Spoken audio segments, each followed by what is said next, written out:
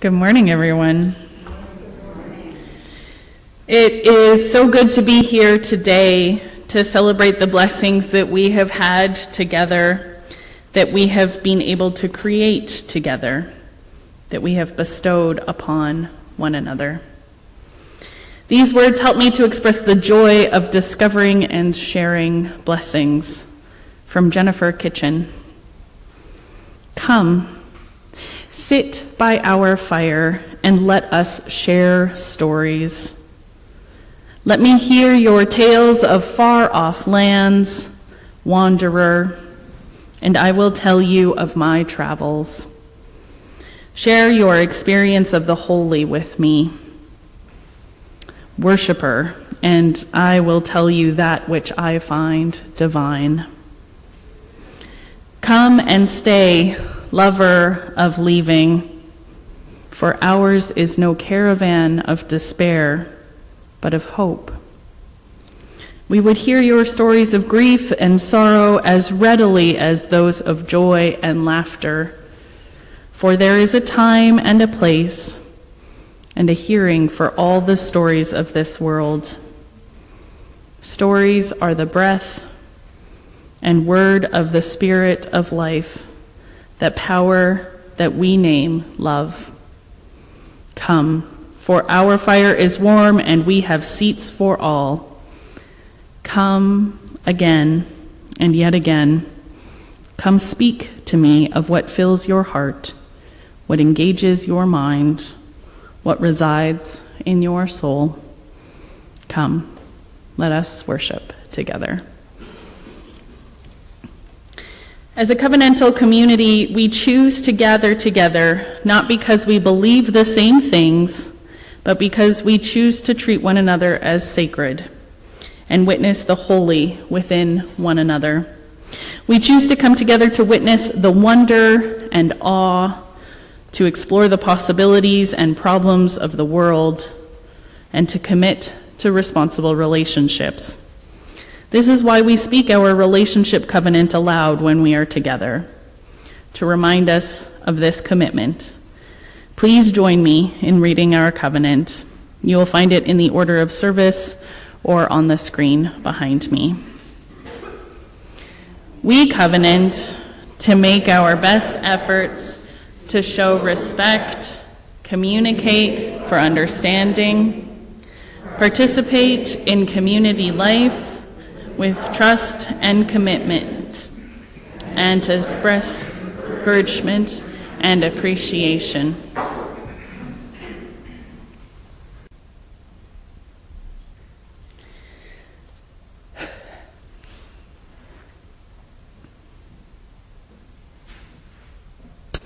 Our centering words this morning are by Lauren Robbins.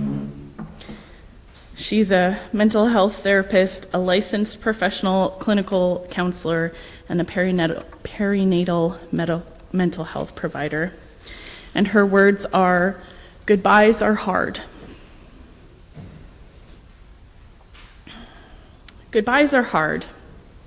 So hard, in fact, that many of us skip that step with our relationships. Whether saying goodbye as in see you later, or goodbye as a final step in creating closure in a relationship. We often deny ourselves the opportunity to practice this important human interaction. For many people, goodbyes are uncomfortable. They provide the opportunity to both experience and express the value that a relationship or a person has had in our life. This vulnerability displays the difficulty we may experience in separating from one another. It is a common challenge in a world where many are told to stay strong, avoiding all chances that you might cry, express other emotions, or be perceived as overly sensitive. That is all bogus.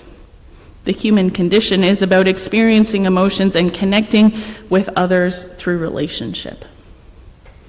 Saying goodbye is a cathartic exercise in interpersonal connection and validating the impact people and experiences have on our lives. It's important to honor the footprint others leave on our heart. It's equally important to recognize that not all relationships are meant to be lifelong. Many are time limited. They are established for a specific reason.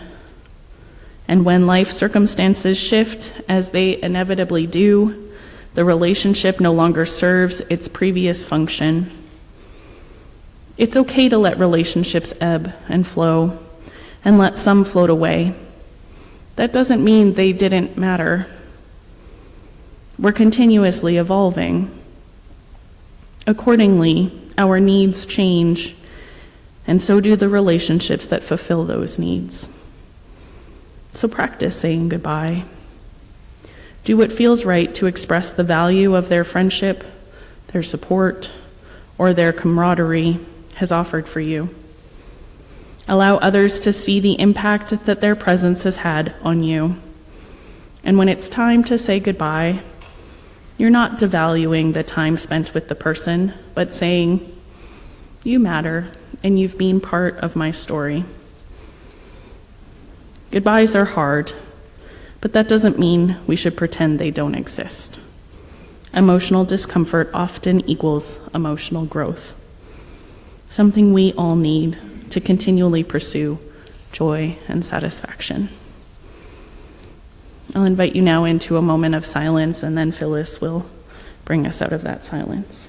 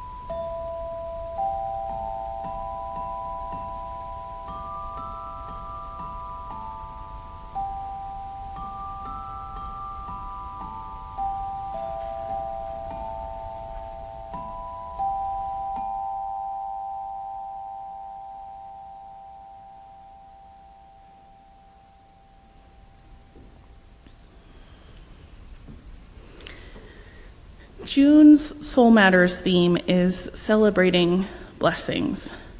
And honestly, I could not have chosen a better theme for my last service than this. 4 years and 2 months ago, I stepped into Kelowna Unitarians for the first time.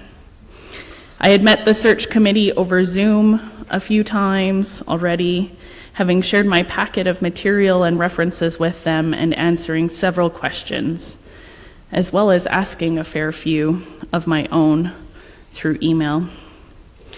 April 29th, 2018, I stood in this pulpit for the first time and shared my thoughts with you in a sermon entitled, "From Being Emerges Becoming."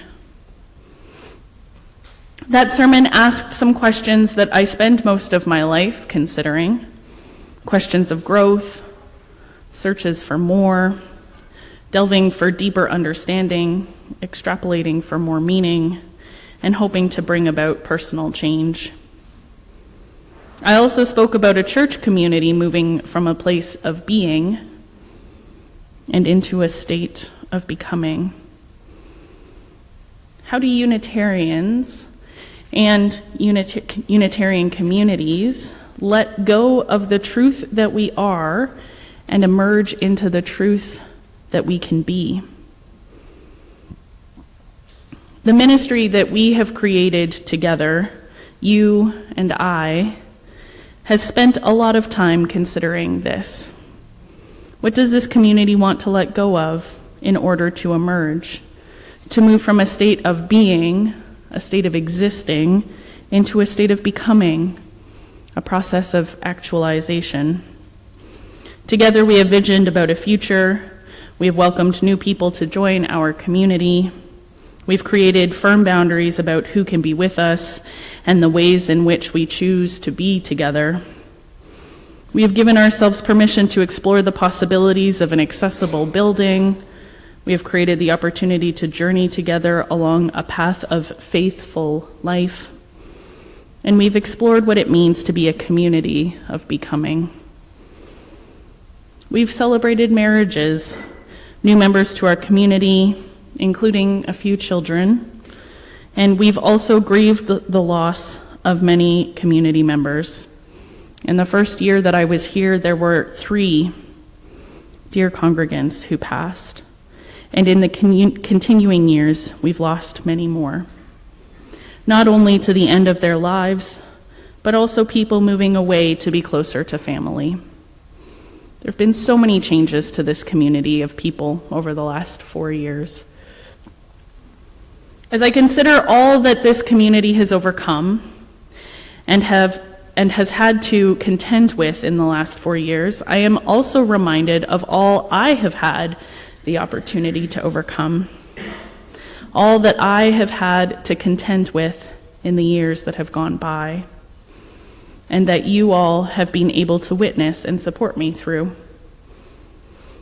And although I had already worked with 3 medium to large size congregations, Kelowna Unitarians was the community where I was the only minister, the person with whom the buck stopped. You all had the confidence in me first to allow me to grow into the minister that I have become. Moving across the country is no small feat, as Adam just mentioned, and my landing in Kelowna did not come without bumps. But after the settling down occurred and the anxiety of getting everything figured out and needing to go perfectly, this community sat with me through the challenging questions of how do I help lead a covenantal community towards its vision. In May of 2019, a year after our first introduction, I flew back to Boston for an interview with the Unitarian Universalist Association's Ministerial Fellowshipping Committee.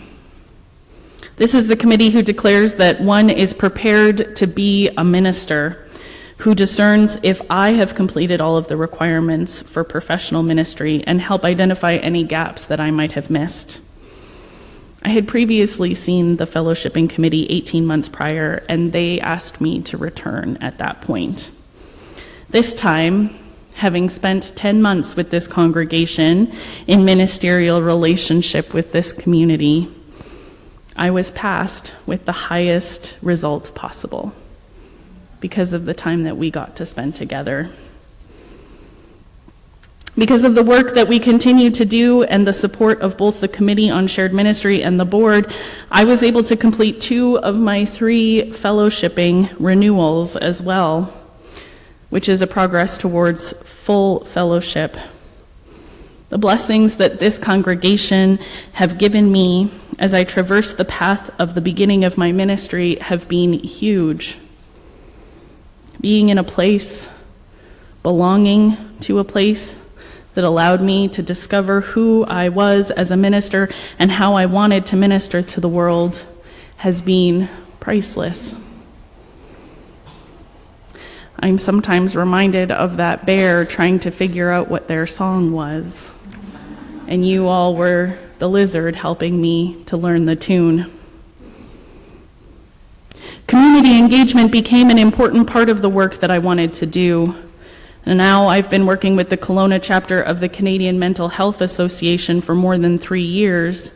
And in the first year, the board offered to have their peer support group meet here in the church's basement every week. I began participating in interfaith gatherings and was invited to my first Journey Home meeting in November of 2019. The Journey Home Society is an initiative partnered with the City of Kelowna, BC Housing, and many other organizations that is working towards ending homelessness in Kelowna. After attending many of their events and community organizing opportunities, I agreed to support the launch of the Central Okanagan Interfaith Collective, focusing on the same initiative of ending homelessness. And now I've had the opportunity to serve as the co-chair alongside Shirley Pete for almost 16 months. This has given me the opportunity to practice my other skill set of community engagement and hopefully soon some leadership development within the city and valley, another blessing that I can count towards the many that Kelowna Unitarians have helped me realize. We've had so many opportunities to grow together and to offer blessings to one another, partnering with the Kelowna Community Fridge, Kelowna Gospel Mission, and the work that we are continuing to do with the Metro community have all been part of the blessings of our ministry together. We hired a family programs coordinator, and although her path took her on a different direction, having Amanda here reminded us about how important it is to create a space for families, even when they can't show up every week. This time last year, my ministry came from a new direction. My call to ministry came from a new direction.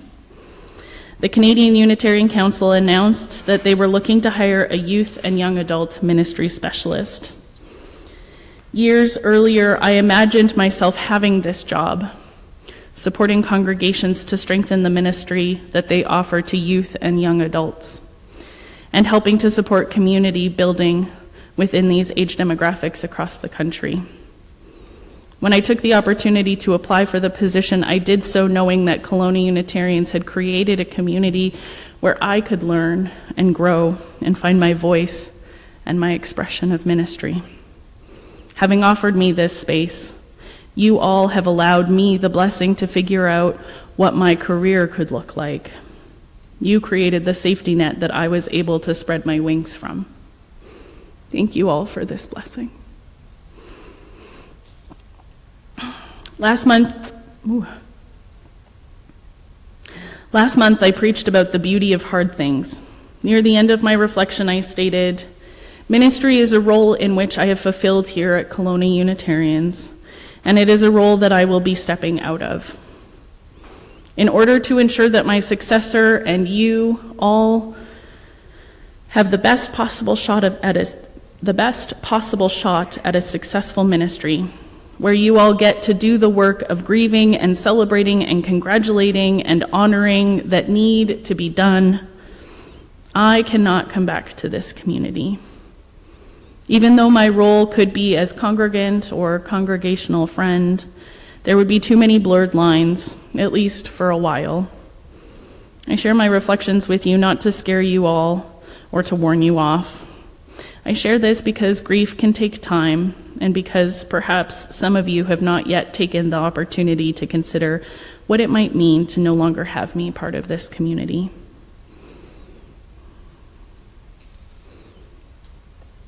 Goodbyes are hard. They are a challenge because we are not used to expressing emotions, although clearly I am in public spaces and in sacred spaces. They are even more so hard when they seem to be shrouded in rules and opinions of an authority figure that might not be recognized by all parties. For us to say goodbye, for me to step away from this community and allow another minister to serve you is a blessing. I'm choosing to allow Kelowna Unitarians the opportunity to create fresh bonds with a new leader, to express emotions about me and our ministry that might not be said aloud right now. I'm saying goodbye because I want you to know how much our time together has meant to me. I want to celebrate the blessings that you have been and that you have brought into my life. And I'm still here for 16 days. and I will attend this service on June 26th. And I will be at the budget meeting after the service. And I'm still available for conversations and board meetings and maybe a cuppa. And I will still facilitate the Soul Matters group at the end of the month. But this is my last time to say goodbye to you all as a group. I hope that you know that I love you and that I've loved the work that we got to do together. Thank you.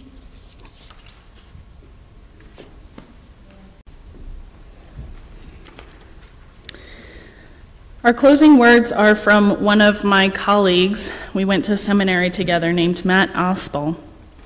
And they are a bit on the long side, but I hope that they will help to remind you all of the marks that I have left. Water makes its mark.